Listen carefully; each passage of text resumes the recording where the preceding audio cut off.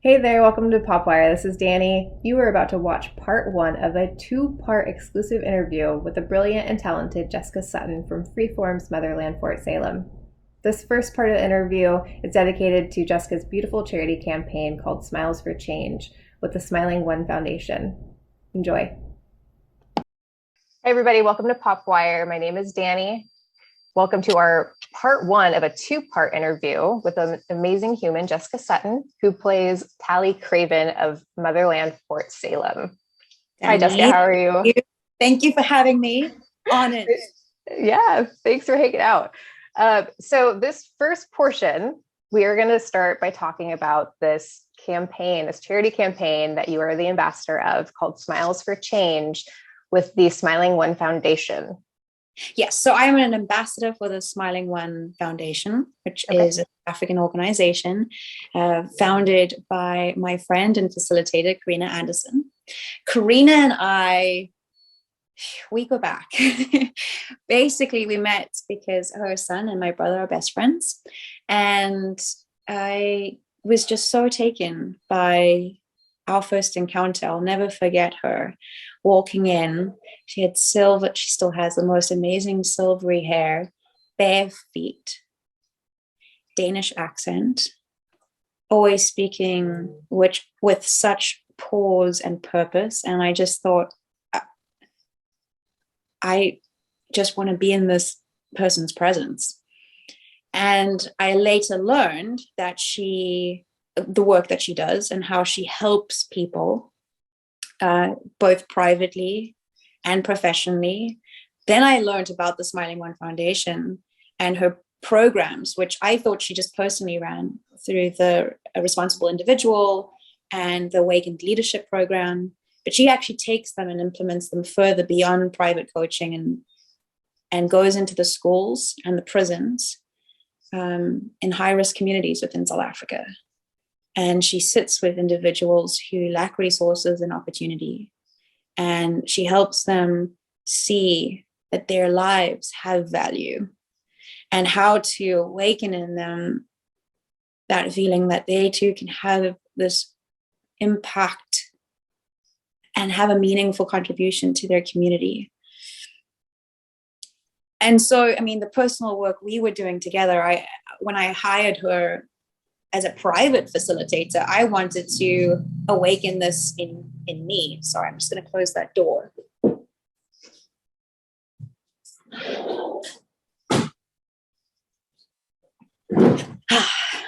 I wanted to awaken in me something of my leadership and learning how to stand in my strong. And she has these incredibly crafted, in-depth programs that allow you to see all the facets of yourself.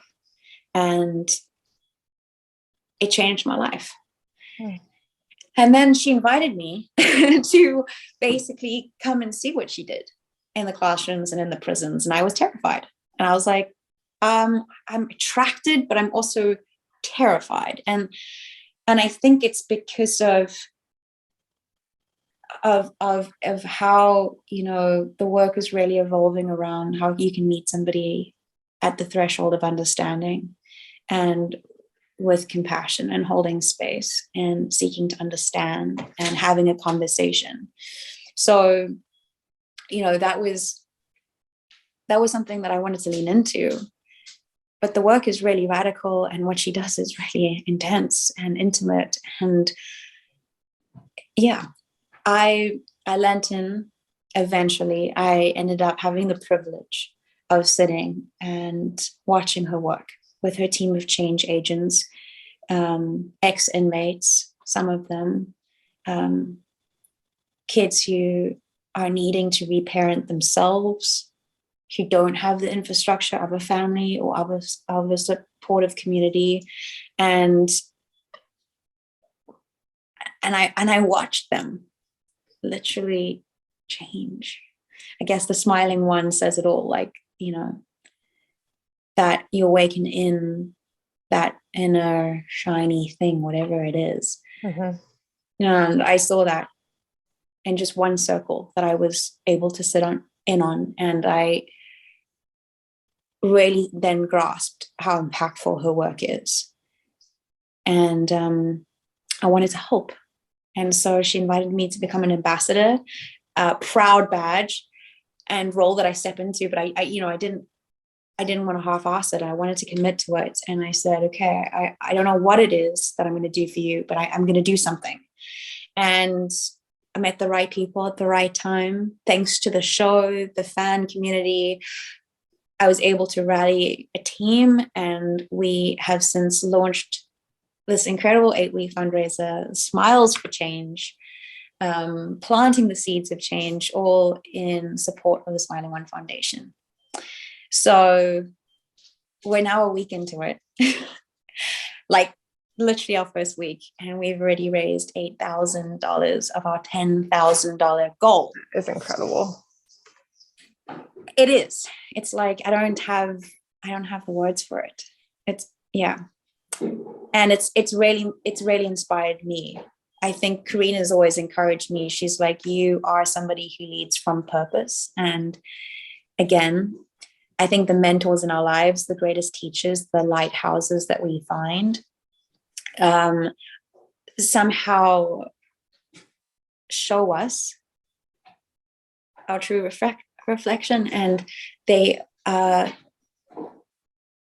there's a mirroring there, and a real like I see you. And Karina just saw me, and I got very intentional with what my values are and where and how I want to lead my life from that place. And she was instrumental in that. Yeah. And so this is just like paying it forward in a way. Any little bit I can do, I will for her. And so I'm so grateful for the loving embrace that this community have had, and the funds that we've raised so far, and let's just keep going. And there's the announcement of sweepstakes, which I've just done a little video on, and there's so much good stuff to come, so much more surprises up our sleeve. It's only week one of 8 weeks, so we've got a lot in store and a lot of great things to come. So I'm excited. Yay. Yeah. It also feels like somehow, I mean, it's all about Karina and her work, but even just the theme of seeds and songs, there's so many parallels to our show, and I love that as well. Doesn't feel accidental. It all feels destined. And yeah, I mean, even her work, awakening leadership, and our show being all about waking the witch, and take of that what you will. But I think that means stepping into your power and finding out who speaks in you and who wants to speak. Yeah.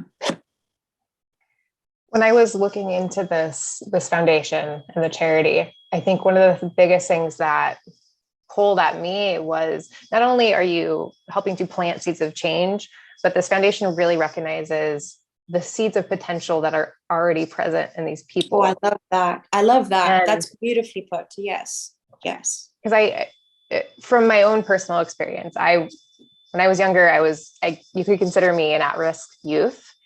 And there was one person in particular at my school, a school counselor, who saw something in me and helped me to see that as well, and it sort of helped my own projection. And I love that is like the foundation of this cause, just helping people see that part about themselves that they may not see, or maybe they know it's there, but they don't know how to reach it and uncover it.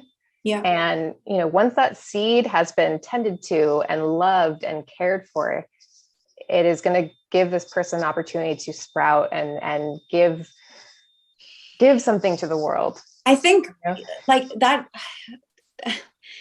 How do you price that? What if that person hadn't come along at that time and seen you and and the visibility and that acknowledgement of, wow, look at you walking your path. I see where you are. I see what you're up against, and you're not invisible to me. I see you. Again, like all of my greatest mentors in my life, I know it when it happens, because that is the feeling that I'm left with, that I'm undeniably seen. And what that inspires in somebody, because suddenly you're like, okay, well, I'm not invisible, and I do matter, and it counts. This counts. And whatever I'm up against, I'm able to have some facilitation, somebody to just like be a touchstone. And it's the biggest leg up, I think. I remember meeting this one person within the circle in Karina's group, and he's just a kid. He's just a kid. And he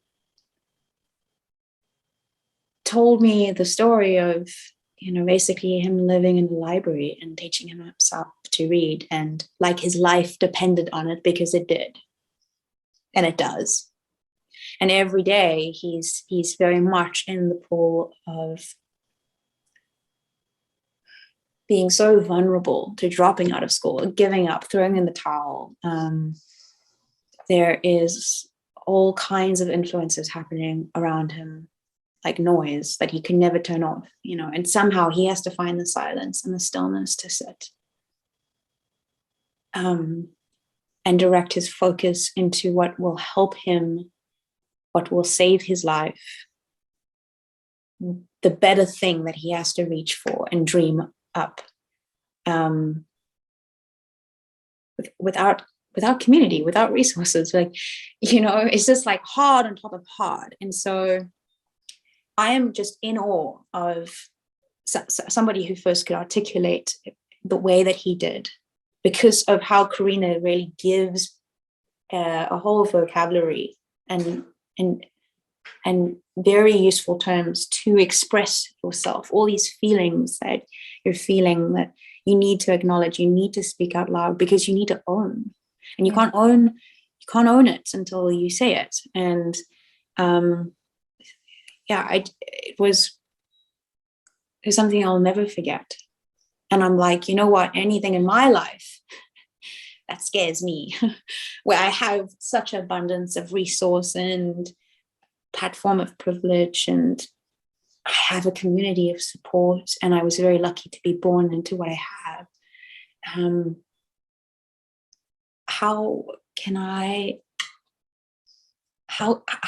be anything less than reaching the best and trying to be more for my community? Because as Karina's slogan is that we all own a share in our society's well-being. I'm like, yes, that's it, and if this young man could be reaching and rising in a way that my human mind does not want to fathom. I'm like, okay.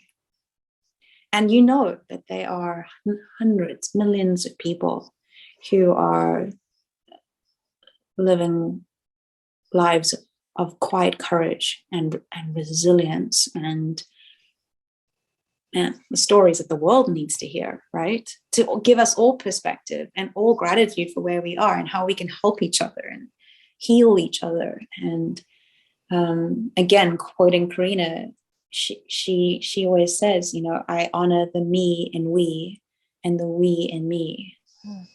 And in South Africa, we have a beautiful term called Ubuntu, which is I am because we are. It's profound things to say, because you're like, that's empathy for you. That's humanity right there at your doorstep, yeah. And if you're only, living for you, and you've got your problems and your concerns, and you're very narrow, and just a conversation, really, what is that worth? A real conversation, you meeting somebody at the door of going, I want to understand where you come from, I want to listen to your story, how can I help, so that's what Karina's given me and all the people that she has trained. And then she takes these individuals who thought they had nothing, can now awaken to who they are and to what they can bring. And she educates, coaches them to be to be and do what she does, which is, awaken in others. And there's job employment. And in South Africa, despite the beauty and the resilience and the depth of my culture and the city that I've come from, and there is so much need. The statistics say it, the crime, lack of education, lack of job opportunity, it's dire. And, I was always kind of just going, I don't know how, I don't want to look at this. I want to look away. And now I'm taking a page from Tally Craven, who is like, she just looks down the barrel and she knows the consequences, not being able to unsee.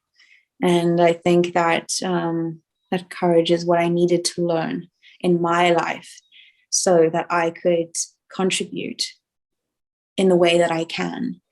So yeah, it's new skin for me for sure. And an ambassador, I said this to Karina and I don't mind saying it here.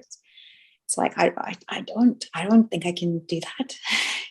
I mean, I align with everything that you stand for, but surely you're the one to speak and be the face of it, And, we had such in-depth, important conversations around just using a platform for visibility and just to get the word out. That's all it is. It's just to get word out because people only know what they know. And what I've seen is that people surprise you. Like, I didn't think anything really would come from this fundraiser. I hadn't interacted on my socials much, so I totally blown that. And I'm like, I don't know. It's going to be awkward. It could flop, and okay, let's try. And what answered me back was just so awesome. So it has been a massive. I was like, it literally felt like I was going, "Can you hear me?" in the voice, and the voices would come back, "We hear you." And all at once, I felt like whole and just injected with this how good people can be, and that Amanda Palmer was right when she wrote her book, The Art of Asking. That there is such an art to asking, and that people give, they want to give in whatever capacity they can. It just fills everyone's cup, and I'm like, yeah, okay. I think I'm understanding that a little bit more now. So I'm just bowled over, really. And in the theme of giving in one's capacity. For your charity, we've seen a huge outpouring of love and support in all different kinds of ways, right? We've seen people donating money. We've seen artists coming out with merch that they've created, the Tally Craven Defense T-shirts and hats. T-shirts and candles. And the candles. And these people are like, they're donating the proceeds to Smiles for Change. And my co-stars who, I approached, it was actually such a beautiful, I realized now that I missed something important. Basically, one of the fans approached me on my birthday or a week before my birthday and said, we're doing something for the Motherland cast, by which we mean we want to donate to your charity of choice. And I remember texting back saying, I want to give this proper space and time, because there's so many charities and so much need, and I want to help everything, and I just need to just like get still. And I landed back in South Africa, and one of the first people I see is Karina. And I'm like, oh yes, no, of course. So this is of course, this is it. And there was a donation, such a generous donation, just for as my birthday gift to her organization. And, that just beautiful beginning, right? Now it's like this fundraiser, it's all hands on deck, and I'm just feeling the love coming in at all angles, all directions. I mean, it moves me also as an artist to see artists supporting artists. Like that's good stuff. Like that community, where it just becomes like its own life support, is holy grail, in my opinion. Like, yeah. So it's beautiful. And my co-stars are all jumping on board. I'm so, again, it just speaks for itself, doesn't it? It's just like I could speak about the characters, but I'm like, nope, I'm going to let their actions, speak for themselves. But Lynn is going to be giving her beautiful jacket that unfortunately never played. It was part of the Mother Mycelial Alder this season, and the design and kind of how we wanted to visually show Alder getting sicker and sicker, and the mother slowly being poisoned by the Camarilla, was going to be in her like gradual bleaching, and she was going to be white, draped in white, like Gandalf white, really, back. But it didn't play, and she was given the jacket, and she's going to use it as her canvas to paint on, because my co-star isn't just an actor, but she is a singer, she is an artist, she is a maverick, she is a supernova, and she's now like drawing her trees, her mural work on the jacket. It's like genius, awesome. Like you get to wear an artwork on an artwork, and I mean, I love that. I don't have words for that. Yeah. And then is that jacket going to be part of the sweepstakes that we're going to see in the coming weeks? Exactly. Okay. And then I've got my Tally Craven jacket. I'm now tempted to like draw on it because my co-star is inspiring. Do it. But I'm going to have to think of something. I think I'm definitely going to sign it. And there's going to be a few meet and greets as well. And really? Yeah, going to be really, really cool. We've been conspiring. We have the switches are going to go wild. Weeks. And it's all kind of coming together in this beautiful way. And all plans aside, there's been so much of this by touch and just feeling it out, and I've really been trying to interact as much as I can, which has been really awesome to like use my platform in that way. And then I thought it would be way more restrictive, and I'm finding the opposite to be true, which is awesome to be surprised like that. And I know Karina and I mean, so the first 24 hours, saw us like announce it. 8 weeks, $10,000, and all donations will be going to this SmilingOne organization. Give a dimple. We were, going, okay, let's do this. 8 weeks should be a nice enough time to really like hopefully actually reach our goal. But within 24 hours, we'd already raised $2,000, and then just shy of the first week, 8,000. And I was like, we got 10 weeks. I mean, we got 8 more weeks. I mean, that's incredible. So it's become a snowball, and I love it. I just love it. For people who want to help, yes, there's other ways to help, right? They can certainly donate, contribute, donate. I have been told by my team, there's a whole the best way to get in touch is the social platforms. So Smile for Change has an Instagram and a Twitter account, and then Karina herself has a SmilingOne Foundation Facebook page. Okay. So we've kind of spread out, and then there's me on Instagram. But my DMs are touch and go sometimes. I'm not the best at them. So that's the the pages were important because we wanted people to have direct access to the team. And if they were like not able to give money, to find out what could they give, and a little goes a long way. Help is help. So that's been huge and awesome. So I'd say message them on the platform. That's also where all the announcements for the sweepstakes will be consistently announced every week. Winners, bundles coming up, all of it. Yay! And then I just tend to share on my stories just to pump it louder. Yeah, and that's another thing people can do, right? They can follow you guys on Twitter and Instagram. They can help boost what you're putting out, right? So retweeting things and using the hashtags, #Smiles for Change, #Seeds for Change. Yep. Yes. And the reason why, because at the end of the day, I said to my team, I'm like, I would very much love these platforms to then be given over to Karina. So what's going to happen is that the Smiles for Change will become the SmilingOne Foundation Instagram and Twitter page. Okay. So that kind of keeps the evolution of, it doesn't die with the fundraiser. It becomes her platform. And that's been great, because she was just only on Instagram. And I'm like, only on Facebook. And I'm like, I think the organization needs social presence as well.